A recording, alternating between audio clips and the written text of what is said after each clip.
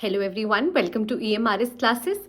आइए आज अपने इस वीडियो में हम डिस्कस करते हैं ईएमआरएस रिलेटेड सर्टेन डाउट्स से जो बहुत लोग जानना चाह रहे हैं कि भाई मैम हमें ईएमआरएस का अब क्या करना चाहिए। 2023 में तो एग्ज़ाम निकल गया, अब तो एग्ज़ाम निकलने का कुछ समझ नहीं आ रहा है, तो हमें क्या स्टेट गवर्नमेंट जॉब के लिए जाना चाहिए या हमें ईएमआरएस के लिए जो कि वेट करना चाहिए, ईएमआरएस एग्ज़ाम को मतलब हमें देना चाहिए या नहीं देना चाहिए।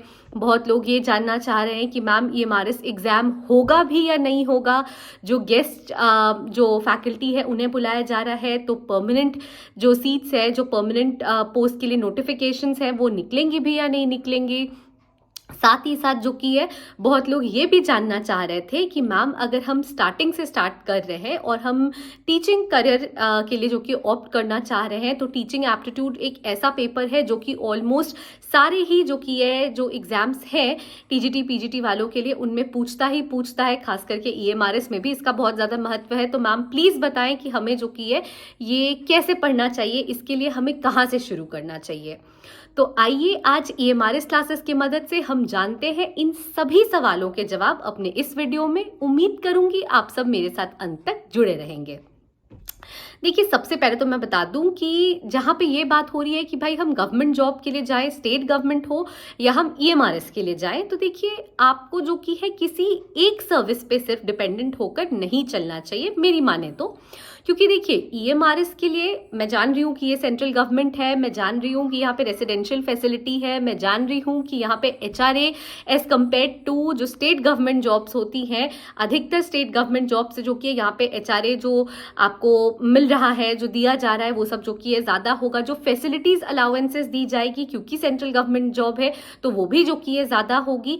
लेकिन आपको सिर्फ किसी एक सर्विस पे या सिर्फ किसी एक आप कह सकते हो स्कूल की वैकेंसी के लिए जो कि है डिपेंडेंट नहीं होना चाहिए। अगर आपने टीचिंग एज एन ऑप्शन चुन रखा है, अगर टीचिंग एज अ करियर आपने जो कि है अपना करियर जो कि है टीचिंग में आप देखते हो, आप जो कि चाह रहे हो कि टीचिंग में ही मैं अपना करियर आगे अच्छे पोजिशन पे जाके सेट करूं, तो आपको जो कि है मिलते जुलते जो सर्विसेज होते हैं, जो मिलती जुलती और टीचिंग की वैकेंसीज निकलती है, उनके लिए भी ज़रूर से ऑप्ट करना चाहिए। और ईएमआरएस में देखिए डेफिनेटली बेनिफिट है, क्योंकि देखिए 38,000 वैकेंसीज को भरने की बात की है मिनिस्ट्री ऑफ ट्राइबल अफेयर्स ने। यहाँ पे देखिए अलाउंसेस भी बहुत ज़्यादा है। वो अलग बात है कि अभी अलाउंसेस मिलने शुरू नहीं हुए हैं, लेकिन हाँ ये भी सच्चाई है कि अभी एनपीएस नहीं कट रहा है, जो बेसिक प्लस डीए है वो आपको मिल रहा है। लेकिन जब अलाउंसेस मिलेंगे तो वो जो स्टेट गवर्नमेंट को मिलते हैं, स्टेट गवर्नमेंट में अगर कोई सर्विस में होगा, स्टेट गवर्नमेंट के टीचिंग के सर्विस में होगा, टीचिंग के लाइन में होगा, तो उन्हें जो सैलरी और जो पर्क्स मिल रहे होंगे, अलाउंसेस मिल रहे होंगे, उससे जो कि ज़्यादा आपको यहाँ मिल रहा होगा, नो डाउट। लेकिन आपको जो कि अपना करियर ऑप्शन खुला रखना चाहिए। कहीं एक या किसी सिर्फ एक आप कह सकते हो टीचिंग लाइन को लेके या किसी एक स्पेसिफिक वैकेंसी को लेके आपको डिपेंडेंट नहीं होना चाहिए। मिलती जुलती और अगर कोई स्टेट गवर्नमेंट की जॉब आपके सामने है, अगर आपको लग रहा है कि मैं ईएमआरएस का भरूं और साथ साथ यूपी टीजीटी पीजीटी की जो बम्पर वैकेंसी आई है, आपको लग रहा है कि आपको वहां पे भी भरना चाहिए, पर आप कंफ्यूज हो, तो आप बिल्कुल सही सोच रहे हो। आपको अपने ऑप्शंस एक्सप्लोर करने के बाद ओपन रखने चाहिए और आपको जो कि 2-3 जगहों पे जरूर भरना चाहिए, सबसे पहले चीज तो। दूसरी चीज जो देखिए कंपेयर कर रहे हैं लोग स्टेट गवर्नमेंट और सेंट्रल गवर्नमेंट में, देखिए सेंट्रल गवर्नमेंट है तो सेंट्रल गवर्नमेंट में फैसिलिटीज भी ज्यादा होगी as compare to state government. पर इसे जो की है आप एक लिमिट करने का क्राइटेरिया ना बना ले, क्योंकि देखिए हर जगह कुछ ना कुछ प्रोज होते हैं, कुछ ना कुछ कॉन्स होते हैं। Every coin has a positive and a negative side. तो आप हो सकता है आपको सेंट्रल गवर्नमेंट की जॉब में कुछ ऐसी चीज़ हो जो ना मिल रही हो, और हो सकता है अब जैसे आपका अगर आप अपने होम टाउन के पास हो जाएंगे, अगर आपने जो की है अपने ही स्टेट का एग्जाम दे दिया, तो है ना, जो कि आपको सेंट्रल गवर्नमेंट में शायद ना मिले वो बेनिफिट। तो देखिए हर जगह कुछ ना कुछ फैसिलिटी है, कुछ ना कुछ नेगेटिव पॉइंट्स भी मिलेंगे। ये आपको देखना है कि आपके लिए जो कि है कौन सा बेनिफिट एक्चुअली बेनिफिशियल है ना। तो ये सारी चीजें आपको एनालाइज करनी होंगी। अब जो लोग ये पूछ रहे थे कि मैम गेस्ट फैकल्टी की वैकेंसी ये लोग निकाल रहे हैं, गेस्ट फैकल्टी को इनवाइट करें तो क्या मैम परमानेंट नोटिफिकेशंस नहीं निकालेंगे? ये देखिए, ये नहीं हो सकता है। मैं बार बार क्लियर कर रही हूँ, जो गेस्ट फैकल्टी की वैकेंसीज निकल रही है वो एडहॉक बेसिस पे है, यानी वो कॉन्ट्रैक्चुअल पीरियड के लिए है, वो एक फिक्स पीरियड ऑफ टाइम के लिए है। इन्हें परमानेंट वैकेंसीज तो निकालनी ही निकालनी है। इनफैक्ट जिस दिन परमानेंट टीचर्स के रिक्रूटमेंट हो जाएंगे उस दिन जो की है ये टर्मिनेट कर देंगे एडहॉक बेसिस वाली जो कॉन्ट्रैक्चुअल वैकेंसीज है उन्हें, और गेस्ट फैकल्टीज उसके बाद जो की है किसी भी ईएमआरएस स्कूल में एंटरटेन नहीं किए जाएंगे। अब बात इस पे आती है कि भाई ये लोग वैकेंसी क्यों नहीं फिर निकाल रहे हैं? मैम 2024 की वैकेंसी निकलेगी भी या नहीं निकलेगी?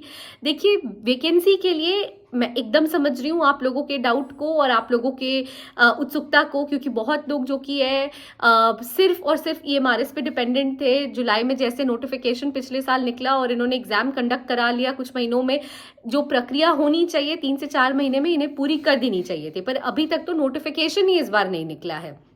जो डिले हो रहा है उसका देखिए, मैं एक ही रेमेडी आपको बताऊंगी, आरटीआई फाइल करके भी फायदा नहीं है, क्योंकि देखिए आरटीआई में ये 1 महीने कुछ नहीं बताएंगे, उसके बाद एक अनसैटिस्फैक्ट्री जवाब देंगे, जिसके बाद आप अपील पे जाओगे और ये प्रक्रिया चलती रहेगी। सबसे अच्छा तरीका है जानने का कि भाई आप नोटिफिकेशन कब निकालोगे और नोटिफिकेशन अभी तक क्यों नहीं निकला, वो ये है कि आप जो की है सीसी में अटैच करके जितने भी सीनियर ऑफिशियल्स है नेस्ट अथॉरिटीज के, आप सबको अटैच करें, आप अपना एक ग्रुप बना ले और इस प्रॉब्लम को जो की है एड्रेस कराएं। इस प्रॉब्लम के रिड्रेसल के लिए आप जो की है हायर अथॉरिटीज तक पहुंचे, और आप वो कैसे पहुंचेंगे? देखिए, कॉल से आप नहीं पहुंच पाएंगे, है ना, आपको जो की है मेल्स करने होंगे, लगातार मेल्स करिए, जितने भी सीनियर ऑफिशियल्स है उन सबको मेल्स करिए, सबको सीसी में अटैच करिए और सबसे पूछिए, जवाब मांगिए कि भाई आपने जब 3 साल में भरने की बात की है 38,000 पोस्ट, तो आप नोटिफिकेशन क्यों नहीं निकाल रहे हो? जब पिछली बार आपने जुलाई में नोटिफिकेशन निकाल दिया तो अभी तक कुछ अता पता हमें क्यों नहीं है ईएमआरएस एग्जामिनेशन का?